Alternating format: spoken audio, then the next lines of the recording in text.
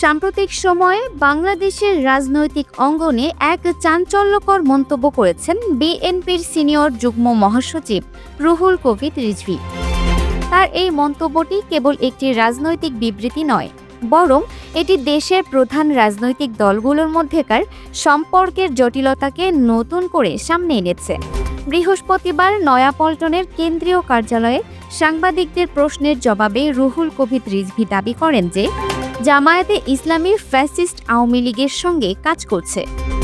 তার এই বিস্ফোরক মন্তব্য দেশের রাজনৈতিক মহলে তীব্র আলোচনার জন্ম দিয়েছে। রিজভী তার বক্তব্যে স্মরণ করিয়ে দেন যে অনেকে যারা বলেন ফ্যাসিস্টদের প্রত্যাবর্তন ঘটানোর জন্য চিন্তা করছেন, তাদের সঙ্গে বন্ধুত্ব করার জন্য চিন্তা করছেন, তারা কি ইতিহাস থেকে শিক্ষা নেননি? তার এই প্রশ্নটি জামায়াত এবং আওয়ামী লীগের মধ্যেকার অতীতের রাজনৈতিক সম্পর্ককে ইঙ্গিত করে।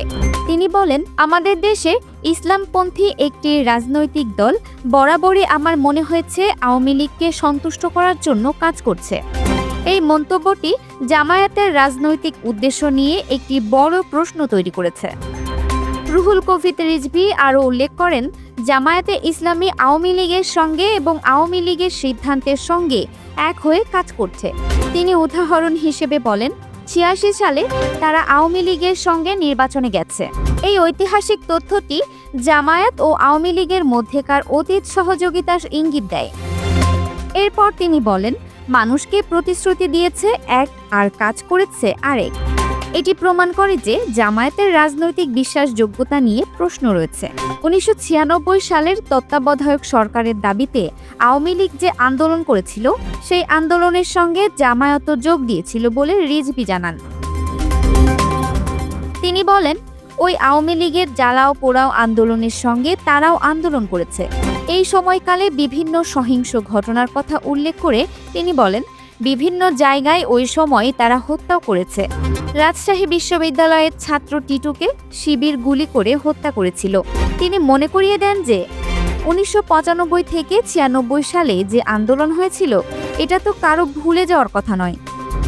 তার এই মন্তব্যগুলো জামায়াত শিবিরের বিরুদ্ধে পুরনো অভিযোগগুলো নতুন করে সামনে নিয়ে এসেছে।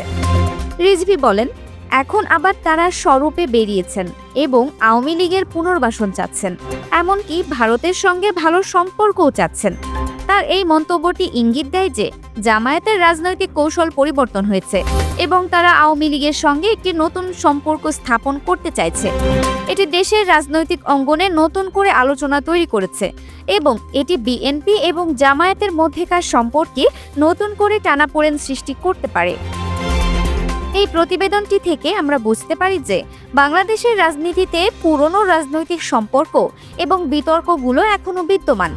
রুহুল কবির রিজভীর এই মন্তব্যগুলো দেশের রাজনৈতিক দলগুলোর মধ্যেকার জটিল সম্পর্ক এবং তাদের কৌশলগত পরিবর্তনের ইঙ্গিত দেয়। এই ধরনের আলোচনাগুলো দেশের রাজনৈতিক ভবিষ্যতের জন্য খুবই গুরুত্বপূর্ণ। Multimedia desk, Dinajpur TV. Dinajpur TV, মানুষের জীবনের কথা বলে।